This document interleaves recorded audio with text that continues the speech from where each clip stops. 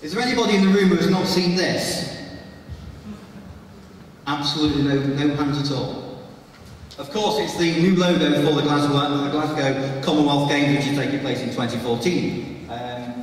Obviously designed by Mark, who are based in Glasgow. It's been a huge story for the papers. I mean, lots of people have jumped on it. Obviously, the Drummers covered it from when it really kicked off, the tender process over a year ago.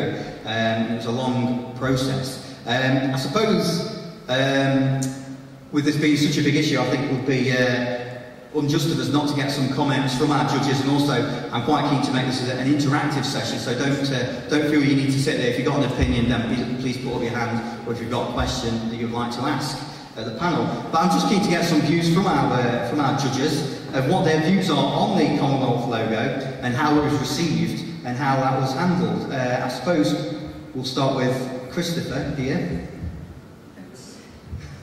It's working. It's working. Funnily enough, you just asked the question about everybody's seen it. And I know. I said to you when I came in, I hadn't seen it.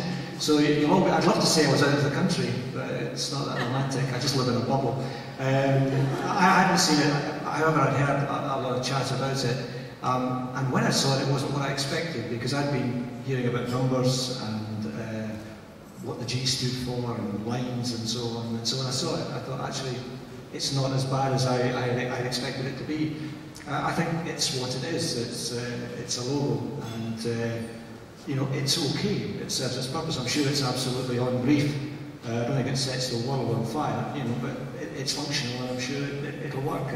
In the various formats you've got it in the mag, it looks okay in one colour, full colour. So no, I think it's okay. I don't know what all the fuss is about, to be honest.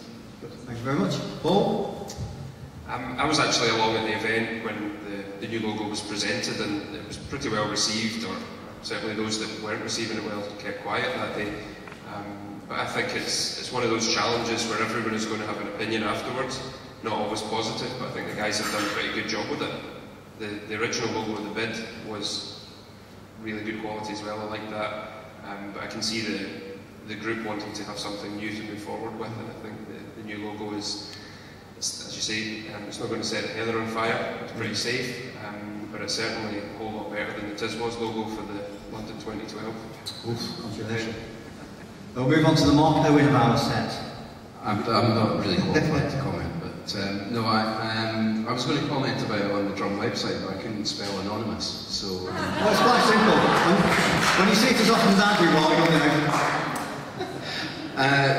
I mean, there's so many design guidelines around that it's kind of difficult to see how you could do anything particularly inspiring, but I'm going to put my hand up and say I actually like it. I think the idea behind it, with the, you know, I think it's 2017, 11 or something, I kind of liked it. I thought it was a good job with a very, very difficult brief. So I'm a thumbs up. I'd agree with Mark. I think that the design company were under quite a lot of restrictions in terms of what they could do with colourways, and I believe that the base of the whole design, the kind of thing that holds it up, is a mandatory, so there's only so much they could have done with it. Obviously there's been a bit of a controversy about the logo and how it might relate to other logos.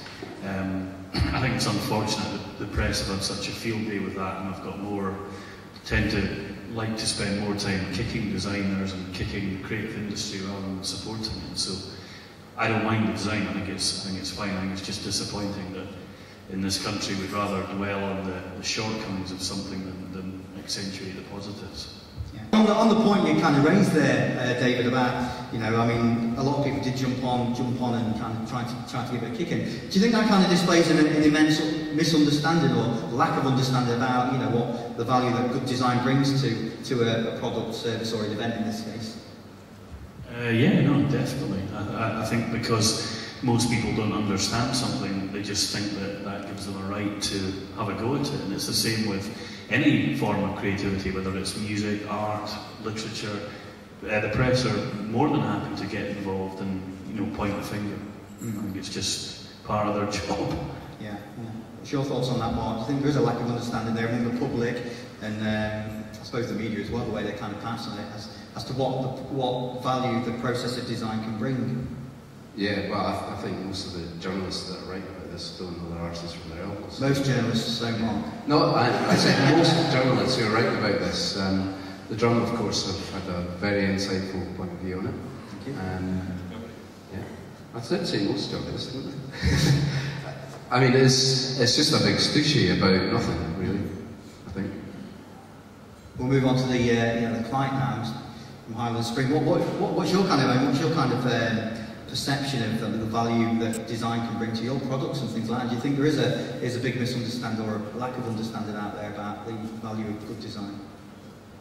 Yeah, I think it's hugely important to the product that we put on the shelf for consumers at Highland Spring. It's a fairly simple product, it's a bottle of water, but for a while now we've been building a brand to be the number 2 in Britain and growing very strong at the moment, but a lot of that has been by overlooking design almost in the physical packaging of the product. It's fairly utilitarian at the moment, and over the last 12 months we've undertaken some projects to address that.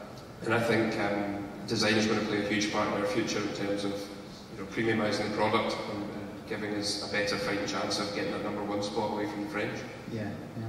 I would actually just like to apologise, Paul, for not having Highland Spring on the table. That's been noted, though. It's some foreign Pennine or something like that. Chris, we'll move on to Chris. What's your thoughts on the value of design? I know we were speaking earlier when you arrived about some design what you're working on at the moment. I mean, the thing I think that I would always say about it's like the logo, talking about the Glasgow logo.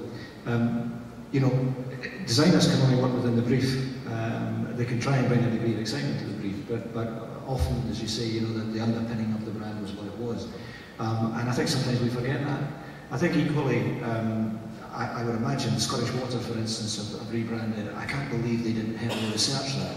And in fact, what you see is a result of different iterations of research, which actually have delivered a product which works for the client.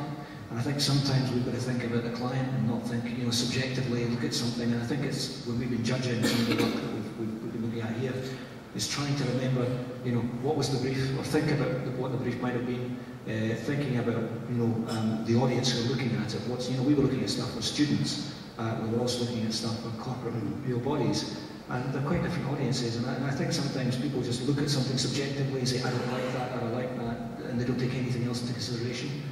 And I think, it's too easy just to have that kind of reaction. Yeah,